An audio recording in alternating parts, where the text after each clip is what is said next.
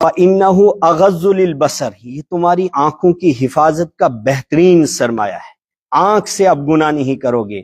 اور دوسرا کیا فائدہ ہے؟ وَأَحْسَنُ لِلْفَرْجِ، اور تمہاری شرمگاہ کی بھی یہ حفاظت کا ذریعہ بنے گا۔ پتہ چلا کہ دو فائدے اس سے اہم جو اللہ کے حبیب نے بیان کیے، بخاری شریف کے اندر بھی یہ روایت ہے، مسلم کے اندر بھی یہ روایت، دونوں کتابوں کے اندر موجود ہے۔ تو پتہ چلا کہ اللہ کے نبی رحمت عالم صلی اللہ علیہ وسلم امت کے نوجوانوں کو گناہ سے بچانے کے اسباب بتا رہے ہیں۔ ان میں سے سب سے بڑا سبب ہے جب آپ نکاح کی عمر کو پہنچ جائے پھر آگے پیچھے نہیں دیکھنا ہے، لیکن معاشرہ وہاں پہنچ چکا ہے۔ اب لوگ کہتے ہیں جب تک یہ اپنے پاؤں پر کھڑا نہیں ہوگا، جب تک یہ کچھ کرنے نہیں لگے گا، تب تک یہ کرے گا کیا؟ ادھر قرآن کہہ رہا ہے تم نکاح کرو، اللہ تعالیٰ تمہیں بے نیاز کرے گا، تمہاری جتنی اولاد بڑھے گی اللہ تعالیٰ تمہیں اسباب کے اعتبار سے اور راستے کھولے گا۔ لیکن ادھر جب ہمارا ذہن ہی نہیں جاتا ہے، جب قرآن ہی نہیں پڑھتے ہیں، تو بدقسمتی یہ ہے۔ یہ بخاری اور مسلم کی روایت ہے۔ اس کے بعد دیکھو ابن ماجہ کے اندر روایت ہے، النکاح من سنتی، نکاح کرنا میری سنت ہے، فمن رغب عن سنتی فلیس منی، جو میری اس سنت سے اعراض کرے گا وہ میری امت کے اندر شمار نہیں ہوگا، یعنی کوئی انکار کرے گا میں نکاح نہیں کروں گا۔ تو فرمایا کہ یہ میری سنت ہے، اور جو سنت ہے تو اس کا مطلب ہے یہ عبادت ہے، اور عبادت مسجد کے اندر انجام دی جاتی ہے، اس لیے نکاح کی مجلس مسجد میں ہو رہی ہے۔ ترمذی شریف کی تیسری روایت دیکھیں، رحمت عالم صلی اللہ علیہ وسلم نے فرمایا اعلن النکاح، نکاح کا اعلان کیا کرو۔ ابھی مؤذن صاحب نے آپ کے سامنے اعلان کیا، بیٹھو نکاح کی مجلس کے اندر اعلان کرو۔ کیوں نکاح کا اعلان کریں گے؟ اس لیے کہ زنا چھپ کر انسان کرتا ہے، اور نکاح سب کے سامنے اوپن ہو کر کرنا ہے، تاکہ امت کو ہدایت ملے کہ یہ نیکی کا کام ہے، اس کو کوئی گناہ نہ سمجھے نکاح کرنے کو۔ اس لیے ترمذی کی شریف کی روایت ہے اعلن النکاح، نکاح کا اعلان کرو۔ دوسرا جملہ جو اللہ کے حبیب صلی اللہ علیہ وسلم نے فرمایا وَاجْعَلُوهُ فِي الْمَسَاجِدِ، اس کو انجام دیا کرو مسجدوں کے اندر۔ مسجدوں کے اندر کیوں؟ پہلے جز سے تو معلوم ہوا کہ زنا سے روکنا چاہتے ہیں، اور زنا چھپ کر انسان کرتا ہے، یہ انسان کا نیچر ہے، لیکن نکاح عبادت ہے اس لیے اس کا اعلان کرنا ہے۔ دوسرا مسجد کے اندر کیوں کرنا ہے؟ ایک تو یہ عبادت ہے، عبادت مسجد میں کی جاتی ہے۔ دوسرا اس مسجد کی وجہ سے، اللہ کے گھر کی وجہ سے اس کے اندر برکتیں آئیں گی، اور جس کا نکاح انشاءاللہ مسجد میں ہوگا وہ برکت سے خالی نہیں ہوگا۔ ہمیں دنیا کو نہیں دیکھنا ہے، ہم نے اللہ کے حبیب کی زبان کو دیکھنا ہے، بس اس پر ہمارا ایمان ہے، پھر اس کو کوئی مانے یا نہ مانے وہ تیسری بات ہے۔ اور پھر مسند احمد کی روایت دیکھو، رحمت عالم صلی اللہ علیہ وسلم نے ارشاد فرمایا اعظم النکاح برکتن ایسرہ مؤونتن، نکاح میں سب سے زیادہ عظیم نکاح برکت کے اعتبار سے وہ ہوتا ہے جس میں خرچہ بہت کم ہو۔ اب ہمارے معاشرے میں دیکھو خرچہ کہاں کہاں تک جاتا ہے، کتنا دور تک جاتا ہے۔ بعض لوگ تو سوچ بھی نہیں سکتے ہیں کہ 50 لاکھ کا بھی خرچہ انسان کر رہا ہے نکاح کے اندر، 60 لاکھ تک جاتا ہے، 70 تک جاتا ہے، 80 تک جاتا ہے۔ یہ تو انسان کے تصور سے باہر ہو جاتا ہے کبھی کبھی۔ جب 60-70 لاکھ کا خرچہ، 50 لاکھ کا خرچہ، 40 کا، 30 کا، 20 تو عام طور سے ہو رہا ہے، 20 کے آس پاس تو عام طور سے ہو رہا ہے، اس سے ہزاروں کے گھر آباد ہوں گے، ہزاروں یتیم اس سے بہت کچھ فائدہ اٹھائیں گے، اور ہزاروں غربا اور یتیموں کا سہارا یہ پیسہ بنتا۔ لیکن ہم نے اس جگہ اس کو استعمال کیا جہاں قرآن و سنت ہمیں اجازت نہیں دے رہی ہے۔ ان المبذرین کانوا اخوان الشیاطین، قرآن نے کہا کہ فضول خرچی کرنے والے یہ شیطان کے دوست اور بھائی بن جاتے ہیں، اس لیے کہ فضول خرچی کرنے کی اجازت نہیں ہے قرآن و سنت کے اندر۔ اب فضول خرچی کے کیا کیا طریقے ہیں؟ ہلدی کی رات، مہندی رات، پتہ نہیں کون سی رات، ہزاروں راتیں ہم نے سنا ہی نہیں ہے۔ قرآن و سنت کو پورے 30 پاروں کو کھول کر دیکھو، اللہ کے حبیب کی کتب 6 بڑی حدیث کی کتابیں، کہیں دیکھو اس طرح کا کوئی تذکرہ ہی نہیں ملتا ہے کہ مہندی لے کر بھی جانا ہے، پھر لے کر آنا ہے، پھر ہلدی کی کوئی رات ہے، پھر ہلدی کے مطابق کلر ہی ویسا بنے گا، پھر پتہ نہیں کیا کیا نغمے بنیں گے۔ امت کو یہ چیزیں بگاڑ دیتی ہیں، امت کو یہ چیزیں حق سے دور کرنے والی چیزیں، رسم و رواجات کا حدیث کے اندر کوئی بھی اجازت نہیں ہے۔ اور دنیا میں دیکھو یہ ایک نیچرلی سوچے، جو سب سے اعلان سب کے سامنے اوپن ہو کر کہتے ہیں ہم عاشق رسول ہیں، ہم سنی ہیں، ہم سنت کے مطابق چلتے ہیں، سب سے زیادہ سنتوں کا جنازہ نکالنے والے وہی ہیں، اور وہی بدعات کو، خرافات کو، رسم و رواجات کو اتنا رواج دے رہے ہیں کہ لوگوں کے ذہنوں میں یہ آ چکا ہے کہ یہ عبادت کی چیزیں ہیں، یہ کوئی اچھا کام ہے، یہ آپ صلی اللہ علیہ وسلم نے کیا ہوگا۔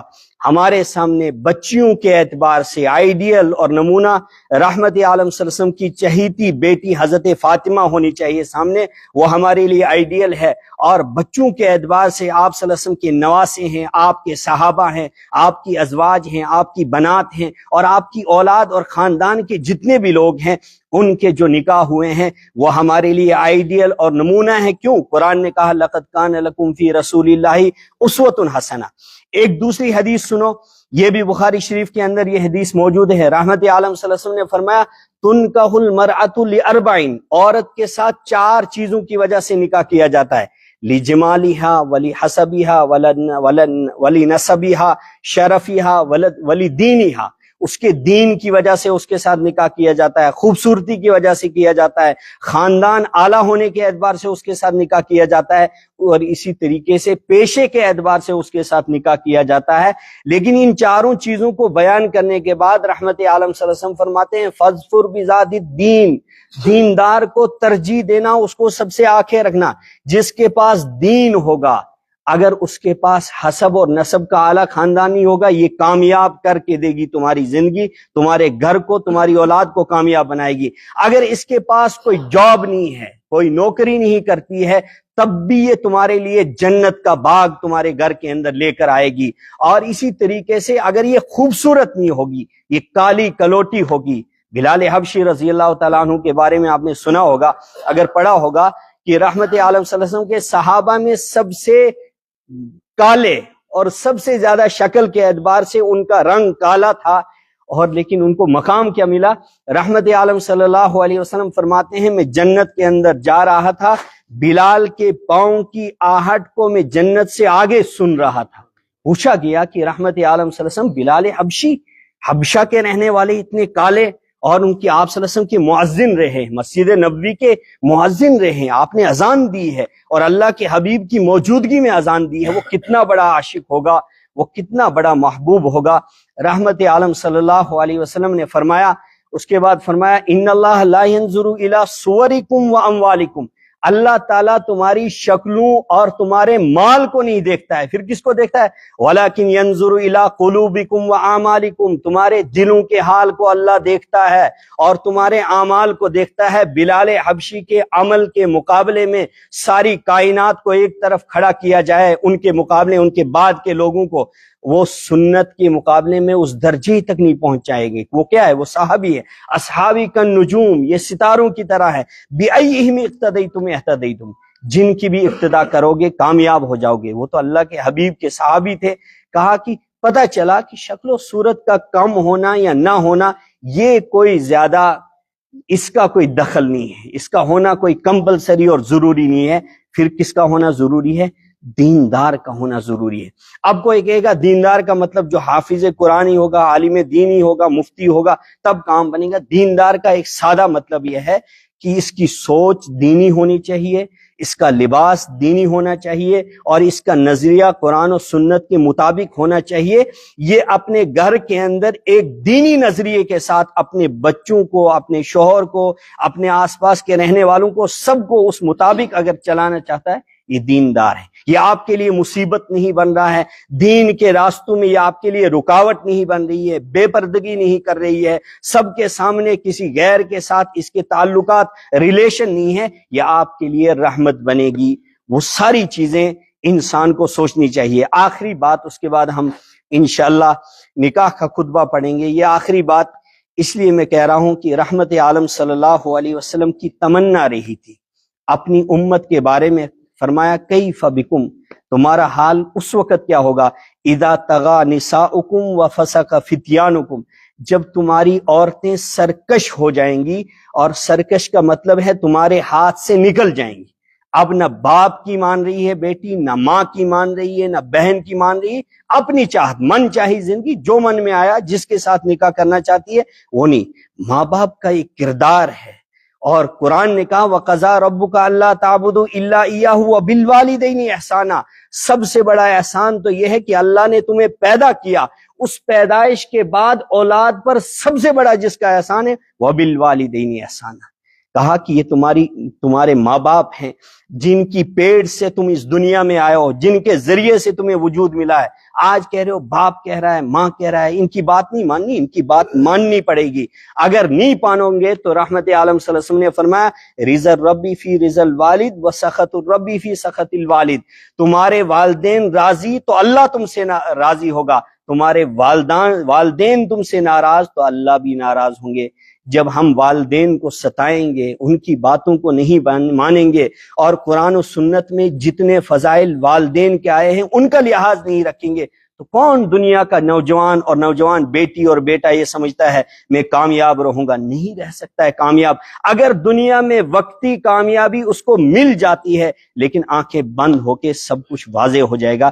اس لیے بڑوں کا لحاظ رکھنا، خاص طور سے اپنے ماں باپ کا لحاظ رکھنا، اور اس کے بعد آخری بات یہ جو بیٹا اور بیٹی جن کا نکاح ہو رہا ہے، بیٹے کے بھی کچھ حقوق ہیں، مرد کے حقوق ہیں، عورتوں کے حقوق کو ادا کرنا ہے، اور عورت کے ذمے کچھ بڑے حقوق ہیں جو اس پر لازم ہے وہ اپنے شوہر کے ان حقوق کو ادا کرے۔ اس کی ایک لمبی تفصیل ہے، وقت ہمارے پاس نہیں ہے، بس میں اشارتاً یہ کہوں گا کہ قرآن و سنت میں ایک بیٹی جس کے نکاح میں آئے گی تو آپ کے ایمان کی پاسداری کے لیے یہ سب سے بڑا ذریعہ ہے۔ آپ اس بیٹی کی حفاظت کریں گے، اس کے حقوق ادا کریں گے تو آپ کا ایمان اس کے ذریعے سے محفوظ رہے گا۔ اور اسی طریقے سے بیٹی کے لیے سب سے زیادہ قابل احترام اس کا شوہر ہے، اس نکاح کے بعد سب سے زیادہ محبت کے قابل اس کا شوہر ہے۔ اگر وہ اس محبت اور اس احترام کا لحاظ رکھے گی، دنیا کے کسی اور لڑکے کو اس نظر سے نہیں دیکھے گی جس نظر سے اپنے شوہر، یعنی جتنی محبت اب میاں بیوی میں ہونی چاہیے اس سے زیادہ کسی سے نہیں ہونی چاہیے۔ اللہ کے حبیب نے فرمایا خیرکم خیرکم لأہلی، تم میں سے بہترین وہ ہے جو اپنے گھر یعنی اپنی بیوی کے لیے بہتر ہے، اور بیویوں میں سے سب سے زیادہ بہتر وہ ہے جو اپنے شوہر کے لیے بہتر ہوگی۔ لہٰذا ان دونوں کا لحاظ رکھ کر آپ نے زندگی گزارنی ہے۔ اللہ تعالیٰ مجھے بھی آپ کو بھی عمل کی توفیق نصیب فرمائے۔ موت کا وقت اللہ تعالیٰ ہم سب کے لیے آسان فرمائے۔